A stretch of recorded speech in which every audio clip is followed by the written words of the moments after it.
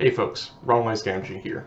I just want to briefly announce that the Quick and Dirty RPG system is now available on DriveThruRPG for $4.99. That's almost a 40% price reduction from its original retail price of $8, which makes it easier for you to get a copy of my labor of love to the RPG hobby in your preferred devices. Also, don't forget to grab a copy of the Quick and Dirty character sheets and other profiles at a price of pay what you want. The links to both products are in the description. Now, onto the video. Greetings folks, this is Wrongwise Gamgee and welcome to Quick and Dirty Roleplaying. In this video, I'll talk about the art of reasoned speculation, or if Batman were to fight Captain America, who would win? And how this skill helps people become better improv GMs. For those of us who've had conversations with friends in our childhood about who would win a fight between two roughly evenly matched comic book characters, in order to have our biases less likely to be disregarded nonchalantly, we would often have to explain why our guy or our gal would win, or would most likely win, in this theoretical fight. We would cite capabilities, proclivities, access to technology, and feats performed in past issues to better support our claim. The other side would offer counter-arguments in order to either one-up or invalidate these claims in order to make their claim seem the more plausible of the two.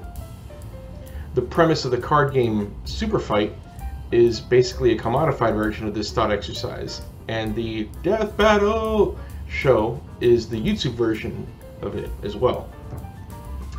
What prompted me to make a video about this subject matter was the Dungeon Craft video titled Pro GM Tip, Burn the Rules, aka Why Rules Like RPGs Are More Fun. In that video, Professor Dungeon Master states that rather than relying on rules and systems mastery, he prefers to eyeball the target number of tasks difficulty, because that's the endpoint of what the rules get to. What do I need to roll in order to determine success or failure? This eyeballing is the art of reasoned speculation, honed by decades of experience running D&D and, more importantly, by logic and reason.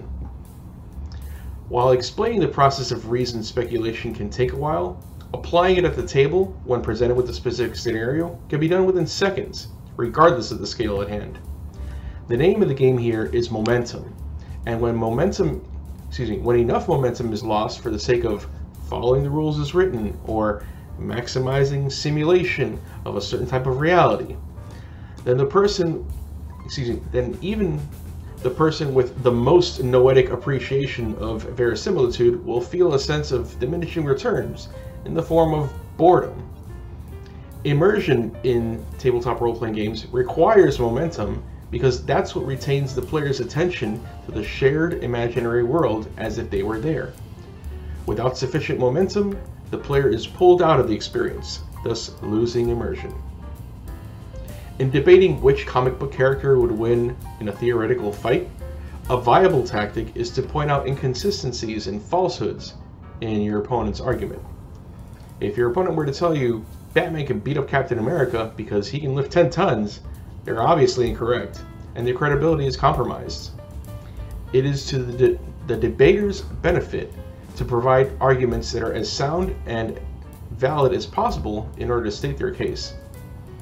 Likewise, it is to the GM's benefit to apply sound and valid reasoning as to how to best adjudicate rulings at the table, and players need to be able to trust that their GM is applying sound and valid reasoning in order to make their characters' choices matter.